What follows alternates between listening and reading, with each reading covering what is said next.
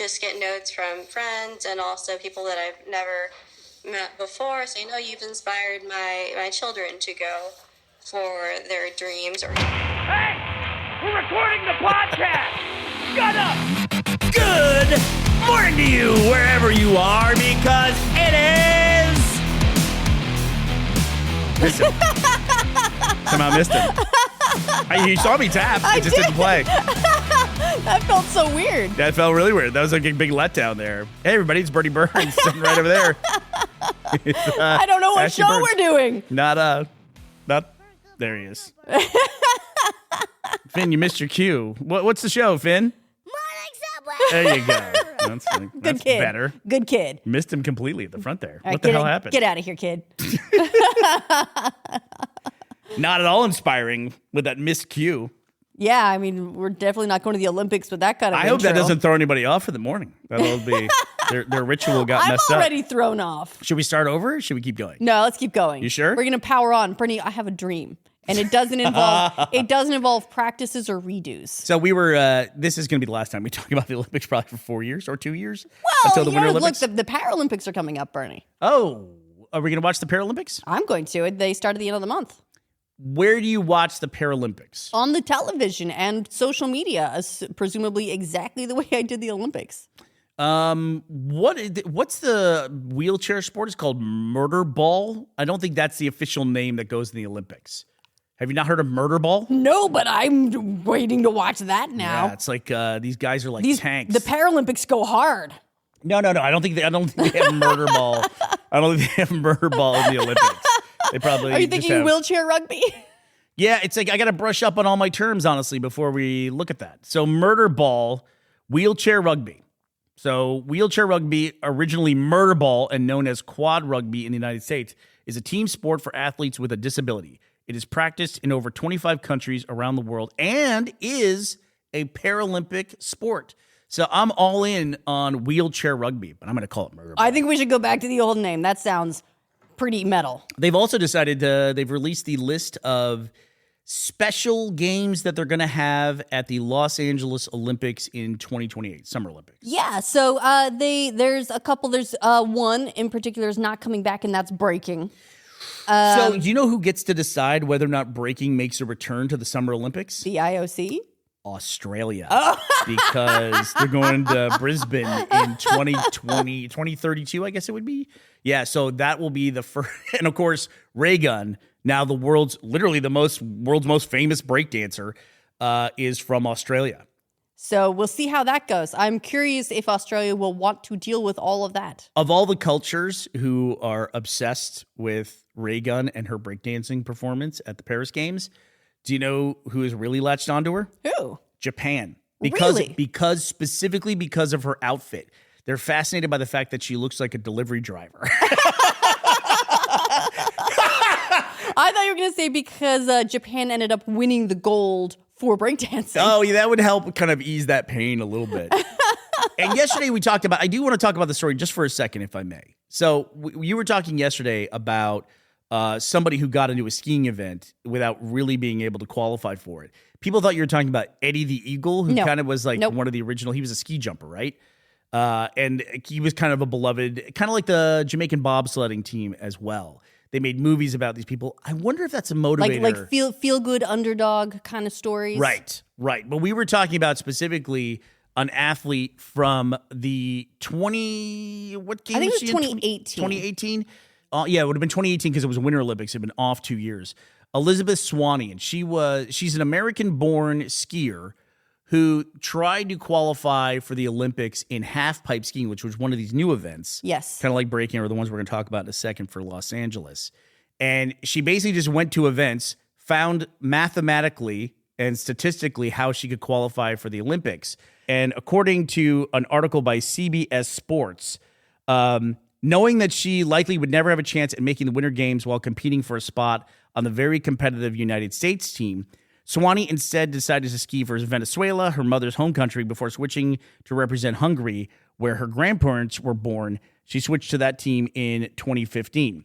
And the way she was able to qualify was by going to events that had the minimum amount, like the smallest amount of participants. Because you had to be something like you had to place in the top 30 or something at a certain number of events. And so she went specifically to events, like around the whole world, like international events, where there were less than 30 participants. So she would be in the top 30. She had to every be in the single time. top 30 in order to qualify. And so this is according to the Wikipedia article on her.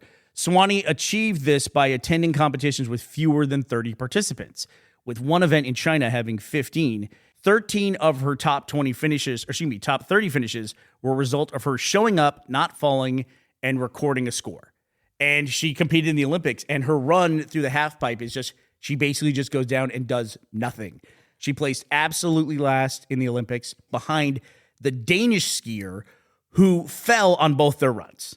Wow. Yeah. Okay. Yes. So that's who we're talking about. So this is a person who just found a way. The reason why it's bothersome to me is that in this new sport that was being featured in the Olympics, the reason why she was able to go, she wasn't in the top 30 when it came time to select the Olympic participants. But there were other countries that were bigger in halfpipe where athletes had to sit at home because they had sent the maximum amount of skiers. For instance, United States, 6 women qualified to compete in the Olympics, but they could only send 4 by the rules. So 2 of them had to sit at home, and she was able to go because she was skiing for Hungary at the time. And watch this girl like pizza French fry her way down the half pipe. She would that would be rough for Hungary out of Oakland, California.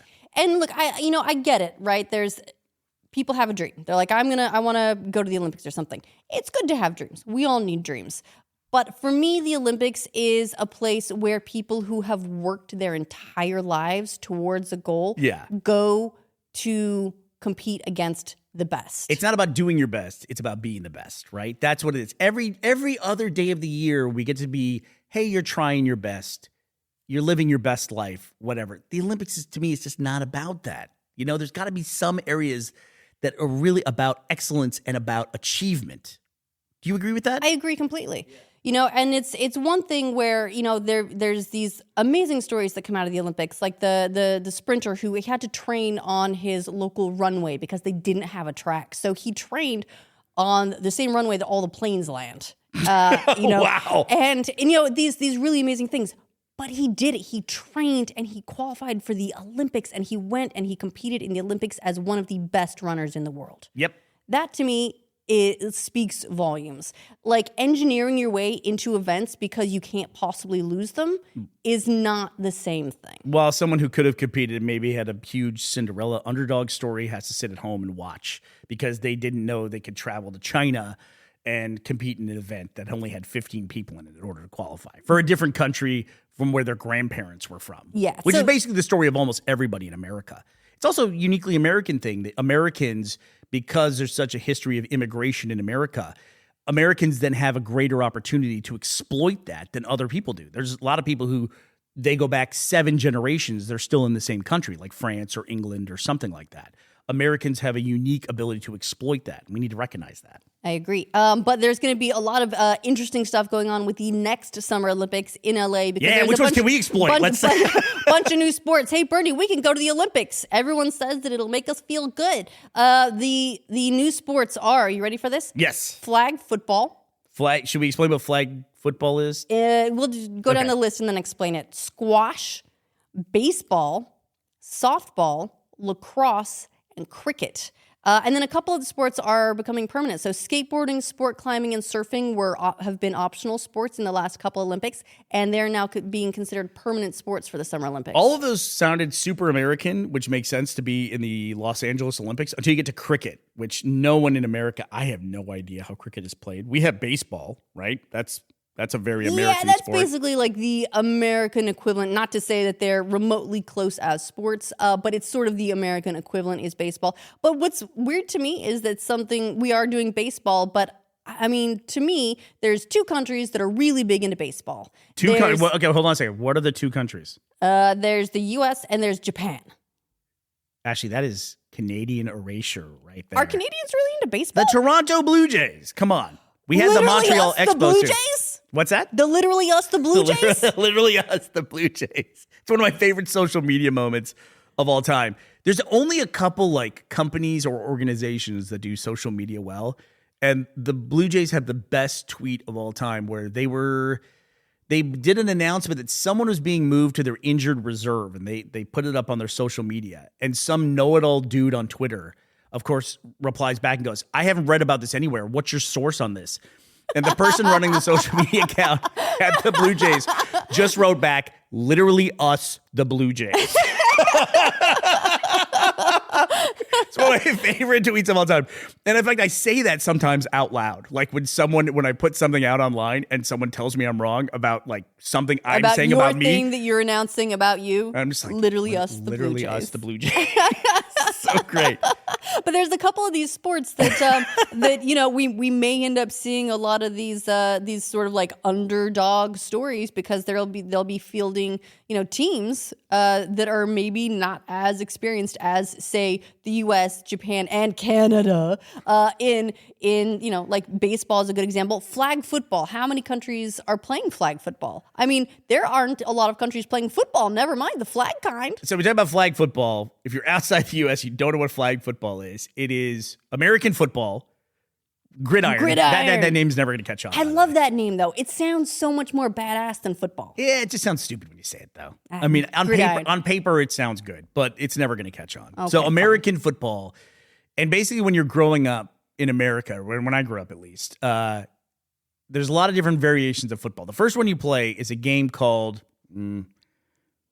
some kids call it Fumble-Rooski. We'll call it that. It had some really That's the less problematic name? 100% less problematic. Fumble-Rooski. And the way you play that game is you give like 8 kids a football, and then you take the football. Whichever kid has the football, everybody tackles that kid. That's it. It's one on everybody. It's like tag with violence, basically. Yeah, and then when you get tackled, you fumble the ball, and then another kid picks it up.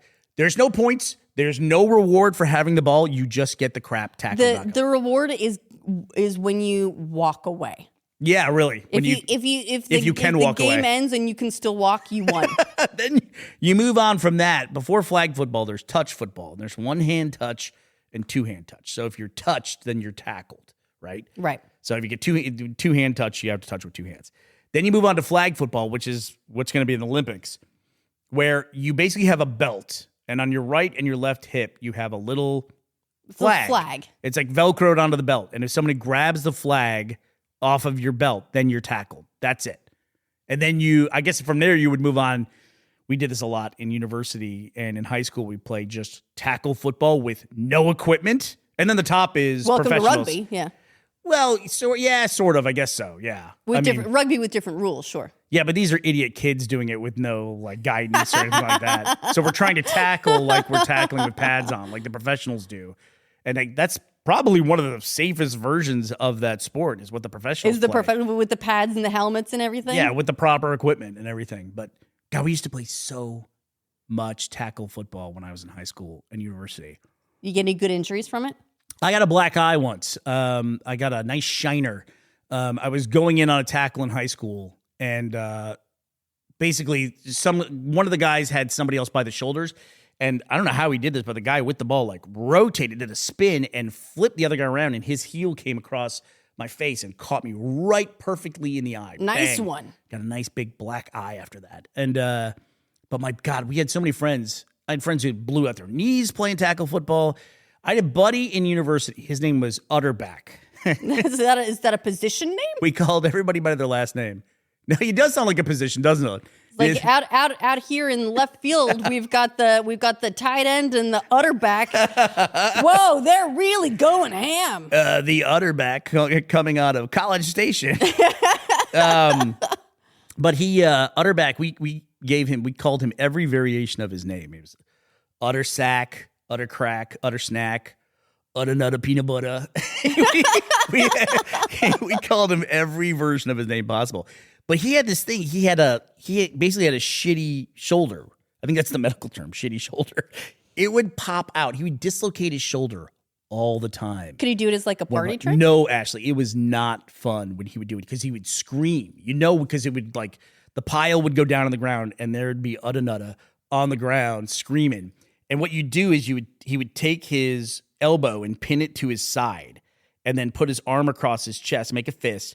And then you would grab I love doing this. I'd grab his fist and we'd rotate it outward from the body. Okay.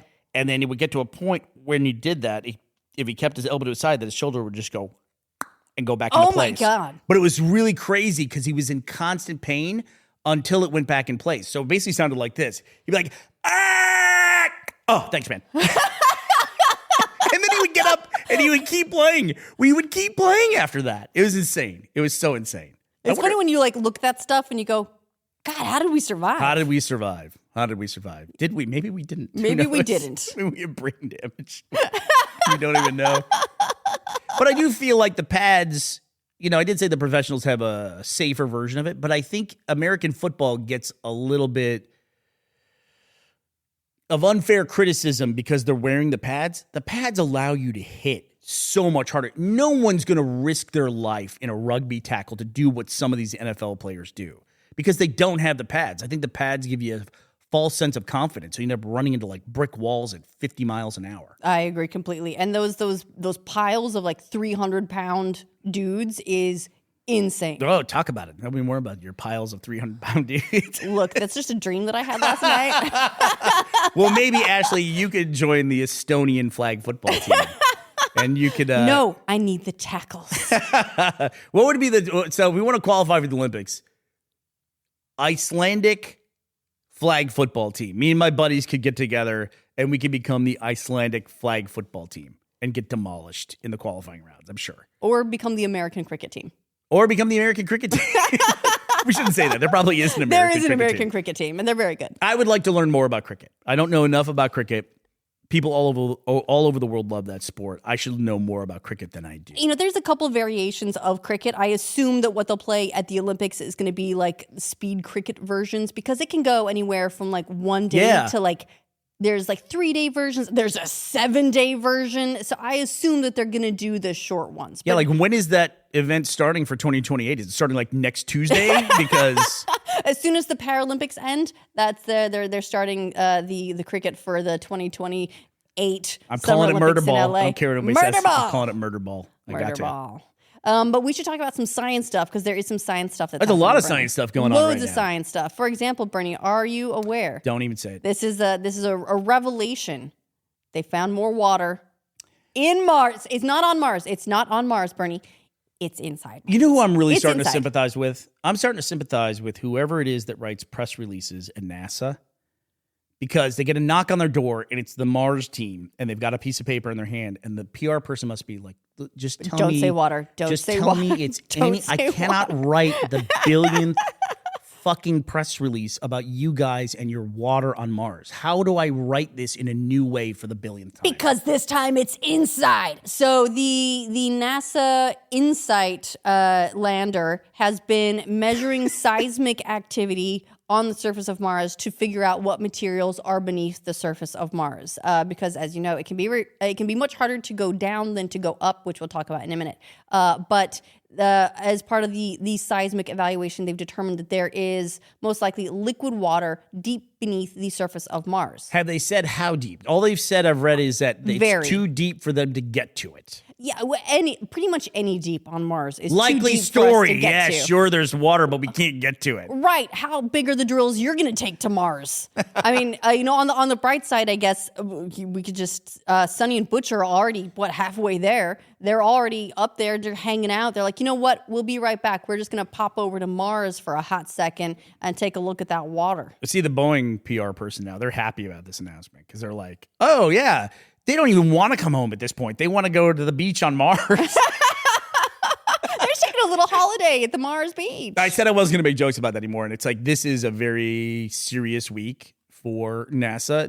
They're saying that NASA has to make the most consequential decision for space flight safety in 21 years, which goes back to the Columbia shuttle disaster. I was going to say, is that the last time that someone died in spaceflight? Yeah, they're going to have to decide whether or not they're going to pack these astronauts on this Starliner and bring them back, knowing that there's a greater than acceptable risk, I guess, from bringing them back. Or they have to determine if it's a greater than acceptable risk? Well, if it's greater than acceptable, they probably just wouldn't do it. NASA does Right. not screw around with that stuff at all. No. I mean, they can never get to 100%, right? They just can't. And that's just a reality of the incredibly difficult thing they do every single day. And it's just, their margins are so slim. I don't know. I'm just glad I'm not the person who has to make that decision, and I feel for whoever that team is that's going to be making that decision. But and of course the astronauts. Butch and Sunny are our heroes. Bring them home safe. Yeah, they should get a big hero's welcome. They absolutely should. Perhaps some medals. Yeah. Why not? Give them a breakdancing medal. What the hell? Why not? By the way, while we're talking about breakdancing and stuff, do you know who the producer of the movie Breakin' in the 80s? I grew up in the 80s, and breakdancing had been around for a while, but I feel like it broke out, no pun intended. Maybe a little intended. In the 80s, that's when it first broke out. And there was like a movie called Breakin', which had Cyclone and Turbo. And May I guess? Yeah. May I guess? Okay, here's the plot. Okay, let me guess. There's a traditionally trained dancer involved in the That's movie. Special K. Okay. Oh, it's Special K. That's her name. Nice. They give her the name Special K. Okay, so Special K is a traditionally trained dancer who is going to encounter, let me guess, break dancers from the streets, and she becomes enamored of their new and unique dance style. And everyone in her traditional dance world is like, no, that dance is not to be respected. You're crushing And then it. she's gonna leave her traditional dance background and say, this is true dancing. And then she and her new friends, they're going to teach her all about breakdancing fusion, and she's going to teach them her classic techniques, and they're going to mush it all together, and then they're going to win the dance contest. You're close. I don't remember that much of it. You know what I did learn years later, though? You know who produced the Breakin' movie in the mid-'80s? Alan Debelvoz, the machinima guy. Well, look, he had to get that machinima money from somewhere. I guess he got it from Breakin'. By the way, I'm looking this up. That's a person, honestly, ahead of the curve on a few different things. Looking up Breakin' on Wikipedia. If that does not sound familiar to you in the UK, it was known as breakdance in the UK, and it was called Break Street 84 in some other regions. Break Street? Break Whoa, Street. That's rough because there was an alternative to Breakin' called Beat Street, if I recall correctly. It was a blip of time where breakdancing was a really big deal, and they managed to get 2 movies out in that period of time. Twin films. Yeah. A classic. And Breakin' was the one, but Beat Street had a dude who could do a handspin, and that was a big fucking That's a big deal. Beat Street. Yeah. Well, while we're talking about the science stuff, though, back to that. Yes. We're talking about going deep. Yeah. So Going deep in the tackle. this is also pretty cool. Scientists, they have now drilled down the farthest that they've ever drilled into the Earth's mantle, which is just below the crust.